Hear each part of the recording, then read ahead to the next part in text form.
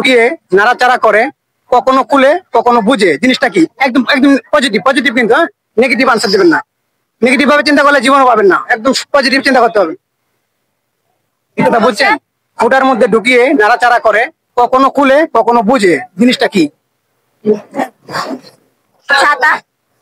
নাড়াচাড়া করে, ফুটার মধ্যে ঢুকিয়ে নাড়াচাড়া করে, কখনো খুলে কখনো বুঝা যায়। আবার জিনিসটা কি? না পারলে পাস করতে পারেন না ভাই, পাস। তো আপুটি কিন্তু আবারও পাস করেছে, সঠিক উত্তর পারে নাই। তো সঠিক উত্তর কি হবে আপনারাই বলে দিন।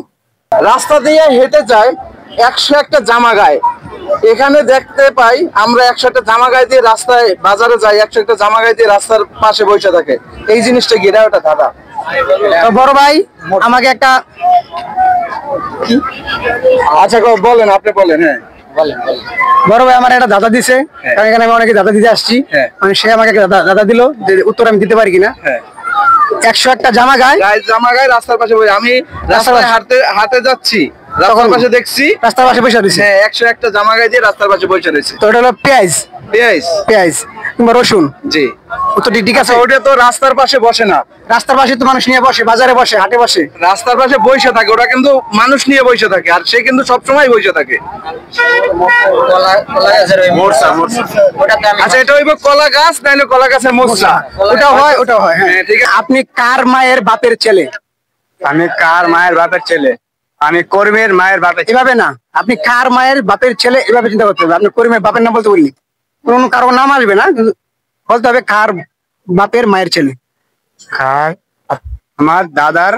এভাবেও না, আপনি কার বাপের মায়ের ছেলে, কার বাপের মায়ের ছেলে, কিংবা কার মায়ের বাপের ছেলে। কার মায়ের বাপের ছেলে পারবেন? কার মায়ের বাপের ছেলে। তো দর্শক ভাই খুব টেনশনে পড়ে গেছে, মানে উত্তর দিতে পারতেছে না, সে অনেক গভীর টেনশনে চলে গেছে। তো গভীর টেনশন থেকে ভাইকে ফিরে নিয়ে আসলাম, আর আপনারা সঠিক উত্তরটি দিয়ে ভাইকে হেল্প করবেন। ধন্যবাদ।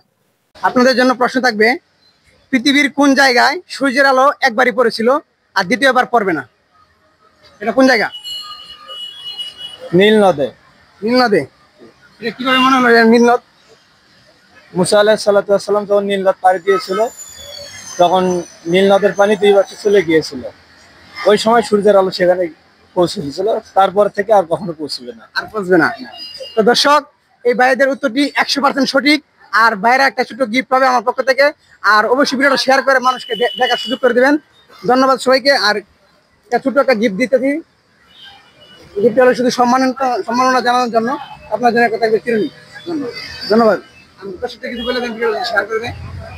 যে আপনারা যেহেতু এনারা ইসলামিক কন্টেন্ট তৈরি করতেছে, ইসলামের সাথে আপনারা ভিডিওগুলো বেশি বেশি শেয়ার করে দিবেন। ধন্যবাদ সবাইকে।